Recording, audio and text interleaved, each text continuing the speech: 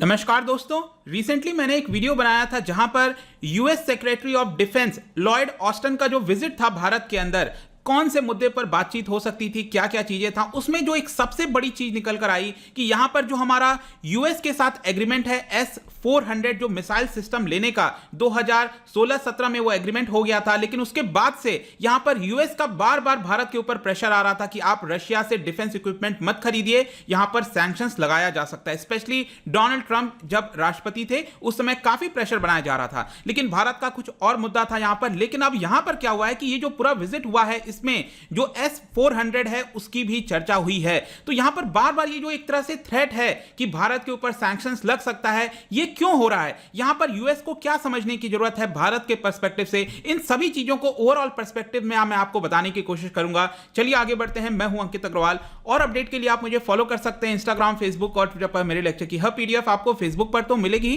Plus साथ में आप मेरा टेलीग्राम चैनल ज्वाइन कर सकते हैं by searching Ankit Agrawal official. और जैसा कि आपको पता है कि यूपीएससी का नोटिफिकेशन आ चुका है, आपके एग्जाम्स जल्दी होने वाले हैं, तो आप 2021-22 जब भी तैयारी कर रहे हो तो आप हमारे यूपीएससी कोर्स को ज्वाइन कर सकते हैं, जहां पर कॉम्प्रिहेंसिव तरीके से जितने भी मटेरियल्स हैं एक जगह उपलब्ध करा दिए जाते हैं। चलिए यहां पर एग्जैक्टली देखते हैं हुआ क्या है। तो अभी जो US secretary of state, sorry ये स्टेट नहीं होगा, ध्यान रखना, यूएस सेक्रेटरी ऑफ डिफेंस होगा यहां पर, ठीक है, क्योंकि जो यूएस सेक्रेटरी ऑफ स्टेट होते हैं वो हमारे यहां पर एक्सटर्नल अफेयर्स मिनिस्टर होते हैं। तो this will be US secretary of defence Lloyd Austin. उन्होंने यहां पर जो मुद्दा है S-400 का उसको रेश किया है, मतलब कि भारत का जो एग्रीमेंट हो रखा है, भारत जो परचेज करने वाला है S-400, उसको यहां पर यूएस ने उस मुद्दे को वापस से उठाया है, क्योंकि यहां पर जो हमारे राजनाथ सिंह जी डिफेंस मिनिस्टर हैं उनके साथ भी बातचीत हुई थी लॉयड ऑस्टिन की। और यहां पर बेसिकली जो मोदी सरकार है, जो प्रेजेंट गवर्नमेंट है, उनका फर्म एक्सप्लेनेशन है। उन्होंने यह भी बोला है कि भारत जो है वो सिर्फ एक कंट्री से, मतलब कि यूएस अगर चाहे कि हम सिर्फ उसी से यहां पर सारे डिफेंस इक्विपमेंट खरीदें तो ऐसा पॉसिबल नहीं है। हमारा जो पोर्टफोलियो है वो आपका काफी डाइवर्सिफाई रहता है, हम कई सारे देशों से खरीदते हैं, चाहे यूके, अगर हम बात करें यूरोपियन यूनियन के अंदर फ्रांस हो गया, कई सारे देशों से हम खरीदने की कोशिश करते हैं। रशिया हमारा ऑफ कोर्स जो है वो एक मेन पार्टनर है, वहां से हम बड़ी मात्रा में खरीदते हैं। इनफैक्ट यहां पर आप देख सकते हो कि सरकार ने लॉयड ऑस्टिन को यह भी बताया कि यहां पर जब आपका ये काटसा एक्ट आया था, पहले तो आप ये समझो ये जो काटसा एक्ट है इसका नाम क्या है, countering America's adversaries through sanctions act. America ने क्या किया कि अपने संसद के माध्यम से, उनकी जो पार्लियामेंट है, कांग्रेस है जिसको कहते हैं, उसके माध्यम से यहां पर एक एक्ट पास करा दिया जिसका नाम है काउंटरिंग अमेरिकाज एडवर्सरीज। तो इसका मतलब क्या हुआ कि यहां पर वो देश जो अमेरिका के जो दुश्मन है उनसे अगर कोई चीज परचेस करते हैं, मतलब कि अगर हम रशिया से परचेस करते हैं तो भारत के ऊपर भी सैंक्शंस लगा दिया जा सकता है, ऐसा यहां पर एक्ट बना दिया गया। मतलब कोई भी देश रशिया के एनिमी से वो सामान नहीं खरीद सकता। तो ये काटसा एक्ट था। तो भारत का यह मत है कि जब हमने S-400 की डील की थी रशिया के साथ तो वो आपका काटसा एक्ट आने के पहले था, तो आप इस चीज को इसमें कैसे इंक्लूड कर सकते हो, ये गलत है। ये ऐसा भारत ने कहा था। और यहां पर आप देख सकते हो कि देखिए ये जितनी भी चीजें मैं आपको बता रहा हूं इसको फॉर्मल तरीके से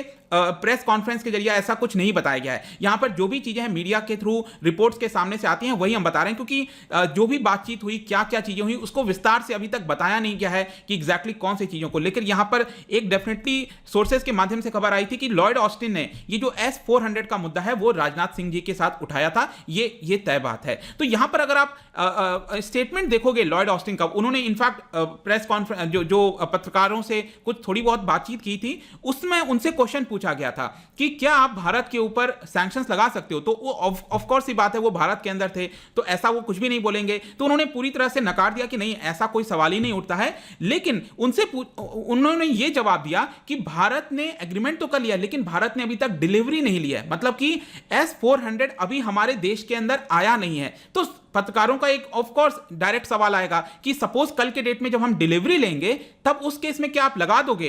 तो यहां पर उसको एक तरह से नकार दिया है, एक बार के लिए कहा है कि नहीं अभी इसके ऊपर विचार नहीं हो रहा। उन्होंने जवाब नहीं दिया बेसिकली। ऑफ कोर्स यूएस को इस समय क्या करना चाहिए था, पूरी तरह से बोल देना चाहिए था कि यहां पर ये यूएस एक अपने आप में सॉवरेन कंट्री है, वो जिससे भी खरीदना चाहे वो खरीद सकती है, आप कौन होते हो एक तरह से यहां पर उसको डिक्टेट करने वाले। अगर हम S-400 की बात करें तो आप देख पाओगे 2016 में ये एग्रीमेंट किया गया था और ये बेसिकली आप कह सकते हो हमारा जो डिफेंस सिस्टम है, हमारे देश के ऊपर कोई भी बैलिस्टिक मिसाइल, किसी भी प्रकार का जो मिसाइल के थ्रू अटैक किया जाएगा उसको रोकने के लिए ये जो S-400 है वो एक बहुत बड़ा डिटरेंस का काम कर सकता है, क्योंकि इसके अंदर इतनी क्षमता है कि चाहे कोई भी एयरक्राफ्ट हो, मिसाइल हो, ड्रोन्स हो, कुछ भी हो, वो अगर हमारे देश की तरफ आ रहा है तो 400 किलोमीटर तक, इतने दूरी तक हम उसको डिस्ट्रॉय कर सकते हैं। और ये रशिया का one of the most advanced long range surface to air, ध्यान रखिएगा एग्जाम पॉइंट ऑफ व्यू से, surface to air missile defence system है। ऑल्दो अगर आप देखेंगे तो इसकी डिलीवरी करीब 2020 में आ जानी चाहिए थी, लेकिन यहां पर कुछ ऐसी चीजें बताई जा रही हैं कि पेमेंट्स वगैरह में डिले हो गया था, तो ऑब्वियसली बात है डिलीवरी में भी यहां पर डिले हो जाएगा। इनफैक्ट मैं आपको बताऊं तो जो हमारी फाइनेंस मिनिस्टर हैं इस समय, निर्मला सीतारमण जी, वो एक समय पर डिफेंस मिनिस्टर भी थी, अगर आपको याद हो तो। उस समय उन्होंने ये स्टेटमेंट दिया था कि ये जो कार्डसा एक्ट है यूएस का, वो अमेरिका का लॉ है, वो उनका लॉ है, ये कोई यूएन का लॉ नहीं है या फिर इंटरनेशनल लॉ नहीं है कि जो हमें मानना पड़ेगा। ऐसा भारत की तरफ से क्लियर कट बयान आ चुका है। अब देखिए ये सारी चीजें इतनी इंपॉर्टेंट क्यों हो जाती हैं।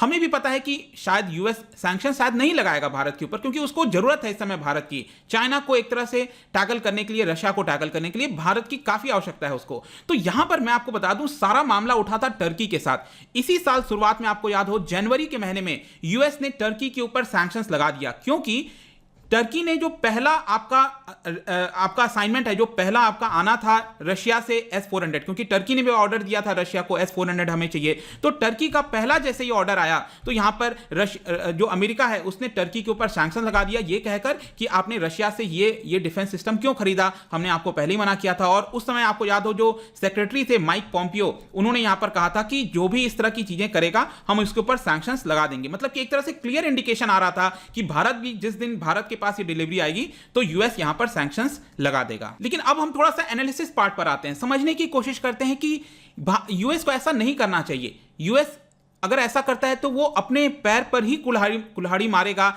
ऐसा इस समय देखने को मिलता है। कैसे, मैं आपको बताता हूं। देखिए, USA should not overlook the fact that Bharat की मजबूत, मतलब कि अगर हमें भारत को मजबूत देखना है तो ये रशिया के बिना सपोर्ट से नहीं हो सकता, क्योंकि आज के डेट में ज्यादातर जो इक्विपमेंट्स हैं मिलिट्री के अंदर, जो भी चीजें, हम रशिया का इक्विपमेंट इस्तेमाल कर रहे हैं। यहां पर अगर भारत मजबूत होगा तो एक तरह से चाइना के डिटरेंस के काम करेगा, मतलब चाइना 10 बार सोचेगा हमारे पर कोई भी अगर हमला बाई चांस कल के डेट में कुछ ऐसा होता है तो चाइना को पता होगा कि हमारे पास इस तरह का डिफेंस सिस्टम है। तो डिफेंस सिस्टम रखना मतलब ये नहीं होता है कि हम हमला कर देंगे, वो डिटरेंस की तरह काम करता है। मतलब सामने वाले को पता है कि वो हम पर हमला ना करे, क्योंकि हमारे पास खुद इतनी क्षमता है कि हम वापस से उसके ऊपर अटैक कर सकते हैं। इनफैक्ट यहां पर ये जितनी भी चीजें मैं आपको बता रहा हूं कि ऐसा नहीं करना चाहिए यूएस को, ये एक पेपर में लिखा गया था रिसेंटली, जब ये लॉयड ऑस्टिन का विजिट हो रहा था। तो यहां पर एक ऑनलाइन पॉलिसी प्लेटफॉर्म है for strategic analysis on south Asia, यहां पर एक पेपर लिखा गया था जिसका नाम है it is time that United States concedes to the reality of Indo Russian friendship. जो भारत और रशिया के बीच में फ्रेंडशिप है उसको रिकॉग्नाइज करना चाहिए यूएस को,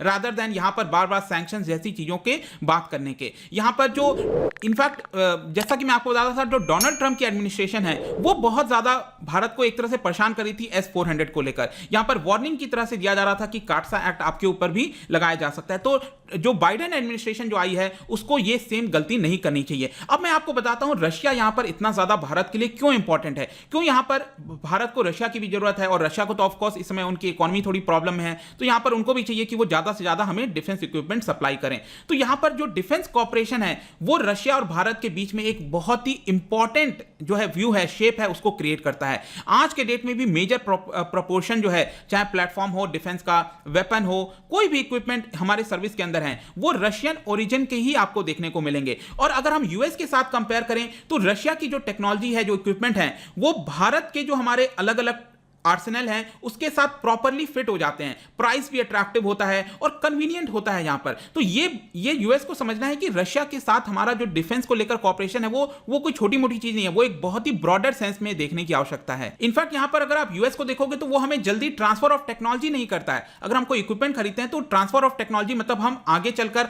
आत्मनिर्भर बन सकें, खुद से बना सकें, वो ऐसा नहीं करता है। लेकिन रशिया का अगर आप देखोगे तो बड़ी मात्रा में हमें वो ट्रांसफर ऑफ टेक्नोलॉजी करते हैं। जैसे आप ब्रह्मोस मिसाइल का ही एग्जांपल ले लो, वो भी तो ट्रांसफर ऑफ टेक्नोलॉजी एक तरह से हम भारत के अंदर खुद बनाते हैं, राइट। तो यहां पर क्या है कि इंडिजिनाइजेशन ऑफ वेपन भी जो है वो हमें रशिया के माध्यम से कर पाते हैं। तो ये बेसिकली यूएस को समझने की आवश्यकता है। तो डेफिनेटली एक क्वेश्चन कहीं ना कहीं से रिलेट करके आ सकता है कि ये बार बार थ्रेट होता है सैंक्शंस को लेकर, S-400 जो मिसाइल सिस्टम हम रशिया से खरीदने वाले हैं, इसको लेकर यूएस को ऐसा नहीं करना चाहिए, उसके बारे में हमने डिस्कस कर लिया। इससे रिलेटेड कोई भी चीज होती है तो आई एम श्योर आप उसको आंसर करने में सक्षम हो जाएंगे। जाने से पहले एक इंटरेस्टिंग क्वेश्चन आपके लिए, आपको पता है एक बैलिस्टिक मिसाइल होता है जिसका पाथ इस तरह से होता है, एक होता है क्रूज मिसाइल जो ऐसे जाता है, राइट।